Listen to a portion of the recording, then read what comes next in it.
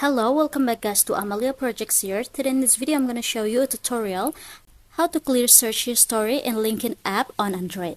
But before it, I hope you guys click subscribe and the bell button to support this channel. And so now without any further ado, let's get started with the video. Well guys, first thing first here, of course you just have to open your LinkedIn application and now just go to your profile here at the top left in the corner of your screen. And after, tap on the settings. And in the settings page, we'll see here the data privacy. Just go ahead and tap on it. We'll see here the search history, guys. Just tap on it. And after, if you want to clear it, you just have to tap on this button, which is clear search history.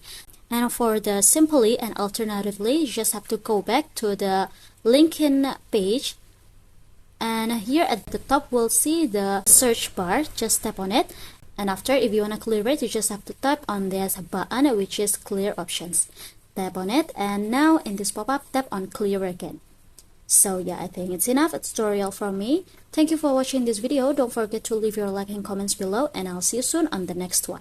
Goodbye.